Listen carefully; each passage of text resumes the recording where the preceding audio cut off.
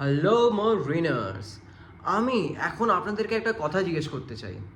Jose মলিনিয়া কি করছে, কি খেলাচ্ছে, আপনারা কি বুঝতে পারছেন? কারণ আমি এক ফোঁটাও কিছু বুঝতে পারছি না।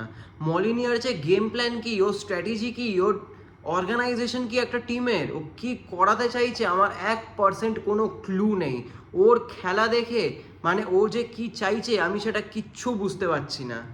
আপনারা যদি বুঝতে পারেন তাহলে আমাকে নিশ্চয়ই কমেন্টে জানাবেন, কারণ এইরকম খেলা আমি এর আগে কোনোদিন দেখিনি। যে খেলায় মানে পাড়ার খেলা দেখেছেন তো, যে আমি শুধু প্লেয়ারকে পাঠিয়েলাম, যা তোরা খেল, জিতিয়ে আয়, গোল করে দে, ঠিক ওরম টাইপের খেলা লাগছে আমার। কোনো অর্গানাইজেশন নেই আমাদের। আর এটা কিন্তু আমি হেরেছি বলে বলছি না, আমরা যে এই ম্যাচটা হারলাম ওটার জন্য কিন্তু বলছি না। হার জিত খেলাতে হতেই থাকে, কিন্তু একটা টিম কিরমভাবে পারফর্ম করে ওটা নিয়ে আমাদের সবসময় দেখা উচিত, কিরম খেলছে একটা টিম। আর আমরা দুরান্ত কাপ তো আমি ছেড়েই দিলাম, আইএসএলেই বলছি একদমই ভালো পারফরমেন্স দিইনি এখনো পর্যন্ত, একদমই দিইনি। আমরা যে 4 পয়েন্ট পেয়েছি এটাও কপালের জোরে, লাকের জোরে। কোচের ক্রেডিট এখানে একদম আসে না, আর ইন্ডিভিজুয়াল ব্রিলিয়েন্সে আমাদের প্লেয়ারদের। সব থেকে আগে তো আমি রিসেন্ট ম্যাচটার এক্সাম্পল নেব ব্যাঙ্গালোরের সাথে, যেখানে পেট্রাটস, কামিন্স, গ্রেগ স্টুয়ার্টকে একসাথে খেলানো হয়েছে। মানে আমি আর কি বলবো, আমাদের টিমের প্লেয়ারদের এই ফরেনারদের কোয়ালিটি নেই তেমন না। গ্রেগ স্টুয়ার্ট আমাদের one of the best player, আর ওকে ইউজ করতে পারছে না। পুরো আইএসএল এর বোধহয় গ্রেটেস্ট প্লে মেকার হবে আমাদের গ্রেগ স্টুয়ার্ট, কিন্তু তাকেই মলিনিয়া একদম ইউজই করতে পারছে না, ওকে ইউটিলাইজই করতে পারছে না। গ্রেগ স্টুয়ার্টের মতো প্লেয়ার, যার পাসিং স্কিলস অসাধারণ, যার লিঙ্ক আপ প্লে অসাধারণ, যে এত সুন্দর সুন্দর থ্রু বল দেয়, তাকে কোথায় রেখেছে? তাকে উইংয়ে রেখেছে। গ্রেগ স্টুয়ার্টের কি পেস আছে অত? লিস্টন কোলাসোর মতো যে দৌড়ে ছুটে বেরিয়ে যাবে, যে ওকে আমি বাঁ দিক দিয়ে একদম লাইন ঘেঁষে উইংয়ে খেলাবো? মানে মেক্স নো সেন্স। আর তার সাথে কাকে খেলিয়েছে? একই স্লো প্লেয়ার আমাদের গ্রেগ স্টুয়ার্ট আছে, তার সাথে দুটো আরও স্লো প্লেয়ার। কারা কারা? পেট্রাটস আর কামিন্স। মানে আমি কি বলবো, এরম করে যদি আমরা খেলাই তাহলে তো আমরা হারবোই না, এটাতে তো কিছু করার নেই। আর সূর্যবংশীকে যে স্টার্ট করিয়েছে এটা খুব একটা বাজে আইডিয়া তো আমি বলবো না। সূর্যবংশী অবশ্যই অনেক ট্যালেন্টেড প্লেয়ার, কিন্তু ওর সাথে দীপক টাংরিকে দিতে হবে। টাংরিকে যে কেন নিল আমি তো বুঝলাম না। প্রথমে বললো আমার ওর জন্য প্ল্যান আছে, আমি ছাড়বো না, ও আমি প্রীতম কোটাল দরকার নেই, টাংরির জন্য আমার অনেক প্ল্যান আছে। আর এদিকে আমি টাংরিকে খেলাবোই না। যখন আমরা জিতে গেছি লাস্টের 2-3 মিনিটের জন্য নামাবো টাংরিকে, আর টাংরিকে ওয়ার্ম আপ করাবো, তারপর বসিয়ে রেখে দেবো। আমি তো তাই দেখছি। টাংরির মতো প্লেয়ার, যেখানে আমাদের টিমে মানে হোল্ডিং মিডফিল্ডারের এত অভাব, আমাদের ডিফেন্সিভ মিডফিল্ড হচ্ছে না তো হচ্ছে না, সেখানে আমি টাংরিকে নামাবো না? অসাধারণ। আর সূর্যবংশীকে যে নামিয়েছে, ভুল ম্যাচ সিলেক্ট করেছে। প্রথম কথা, আওয়ে ম্যাচ। সূর্যবংশী ট্যালেন্টেড প্লেয়ার অবশ্যই, কিন্তু ওকে এখনও আমাদের অনেক গ্রুম করতে হবে। ওকে এরম একটা ভাইটাল আওয়ে ম্যাচ, যেখানে ব্যাঙ্গালোরের মতো টিম, যারা এত সুন্দর বিউটিফুল ফুটবল খেলছে, খুব সুন্দর ফুটবল খেলছে, আমি ওদের এগেনস্টে নামিয়ে দিলে তো কাজ করবে না। না, এই জিনিসগুলো বলতে হবে কেন? এই জিনিসগুলো তো একটা কোচকে নিজেই বোঝা উচিত। এই ভুলগুলো কি করে একটা কোচ করতে পারে, এত বড় কোচ? আর তার সাথে ডিফেন্স নিয়ে তো মানে বলে বলে আমি মানে কি আর বলবো। ডিফেন্স নিয়ে তো আমি বলেই গেলাম, কোনো আর কাজ আর হলো না। আমাদের ডিফেন্সে কোনো অর্গানাইজেশন নেই, কোনো ডিফেন্সের লাইন নেই। আর যে ভালো খেলছিল দিব্যেন্দু বিশ্বাস, তাকেই কোচ তুলে দিল।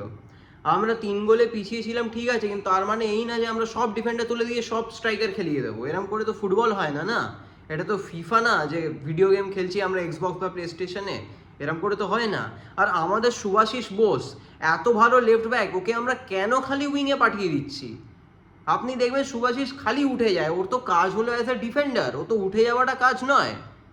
ও কেন উঠে যাচ্ছে এটা কোচের জন্য হচ্ছে, কোচই ওকে বলছে।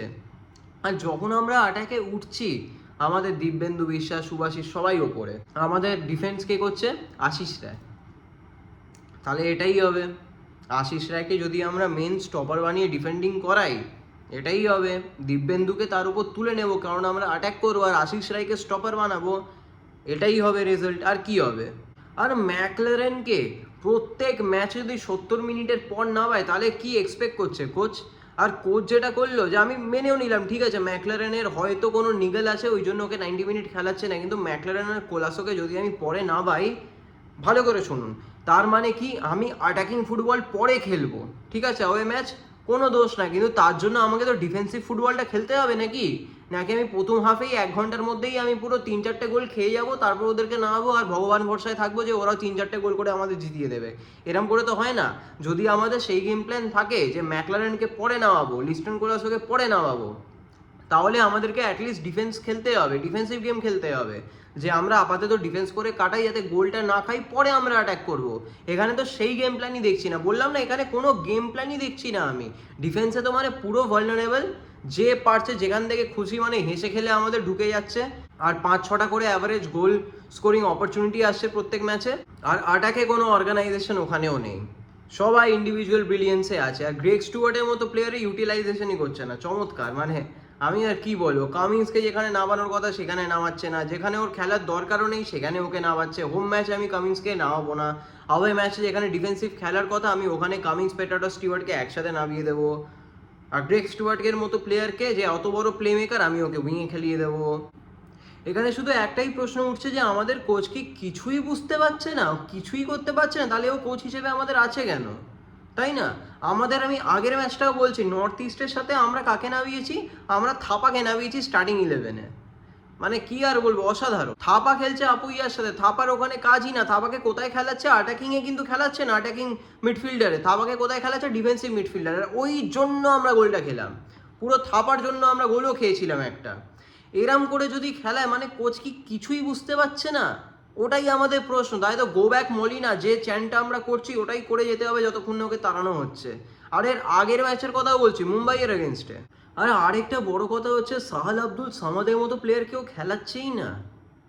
মানে এটা বোঝার বাইরে, যে টিমে কোনো অর্গানাইজেশন নেই, স্পেশালি অ্যাটাকের দিক কথা বলছি আমি, ডিফেন্সে তো নেই ছেড়েই দিলাম, অ্যাটাকেও কোনো অর্গানাইজেশন নেই, ওখানেও আমি সাহাল আব্দুল সামাদের মতো প্লেয়ারকে আমি খেলাবো না? অসাধারণ অসাধারণ কাজ হচ্ছে। লিস্টন কোলাসোর মতো প্লেয়ারকে আমি মুম্বাইয়ের এগেনস্টে তুলে নেব। মানে এই জিনিসগুলো আমাদের একটা কোচকে বলতে হচ্ছে। এত ভুলের পর ভুল, ভুল সাবস্টিটিউশন, ভুল গেম প্ল্যান। আর সাবস্টিটিউশনগুলো আপনার তাও শুনে মনে হবে যে ঠিক আছে এটা 19-20 হতে পারে, এগুলোই কিন্তু ম্যাচ হারিয়ে দেয় একটা টিমকে। আর সাবস্টিটিউশনে বড় কথা, আমি এবারে গেম প্ল্যানে যদি বলি, ওর কোনো গেম প্ল্যানই নেই। আমরা কি খেলছি প্রত্যেক ম্যাচে আলাদা, এটা আলাদা ওটা আলাদা, কি করছিটা কি আমরা কিচ্ছু বুঝতে পারছি না। কোচ চাইছেটা কি? ডিফেন্সিভ খেলবো, কাউন্টার অ্যাটাকিং খেলবো, টিকি টাকা খেলবো, জেজেন প্রেসিং করবো, আমরা করবোটা কি?